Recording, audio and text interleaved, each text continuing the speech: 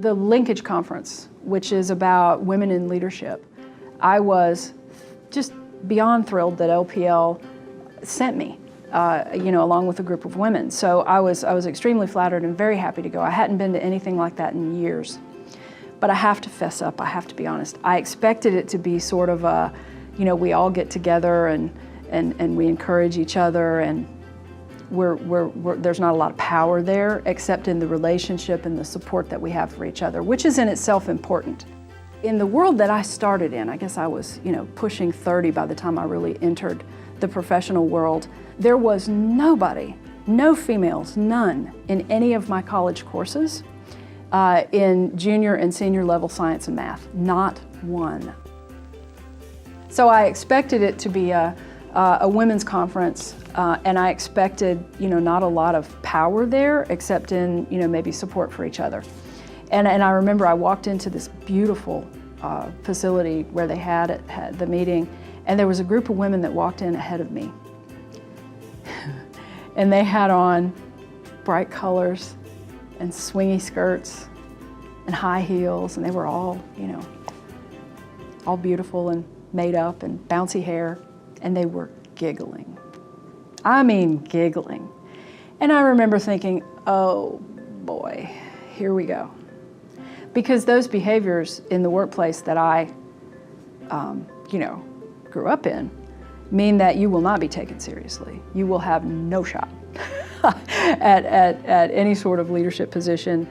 I did a lot of things to become a successful leader. I learned how to communicate in the way that was expected. I presented myself in the way that was expected. I wore very harsh, dark suits. I was in very conservative industries other than financial services. I never, ever, ever would have worn my hair down. I never would have worn bright colors, light colors. They won't take you seriously, right? And I actually had some executive coaching early in my career. If you want to be a leader, this is how you have to present yourself. And I remember thinking, oh boy, here we go. I wonder if I can sneak out and, get the work done.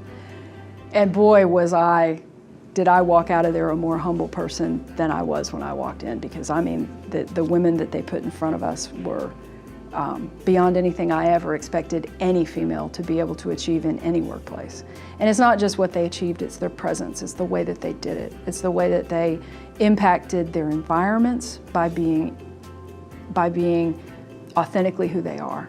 And they paved the way, literally, for the people coming behind them. I actually hid the fact that I am a single parent.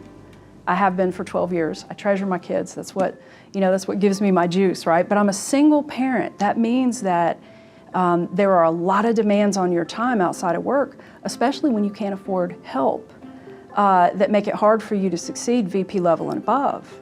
When I got that first VP promotion, I had not disclosed that I was a single parent, and I did not while I was working for that company. Nobody should have to do that. Some of my partners here in the ERG space, in the HR space that I've talked with about these things, helped me to realize that when I started in this field, my just being there was part of that victory, right? It was part of the influence. But I realized that now, those of us who have leadership responsibility, we do have a responsibility to look for the opportunities that we have to make the workplace more equitable, more fair, more accepting, more aware of everybody's differences. And that's a responsibility that we have. So I came away from that conference taking that much, much, much more seriously than I did before. I thought I was powerless, and I'm actually not. And they helped me to see that. So what a fantastic experience that was. And I think it's made me more effective as a leader already.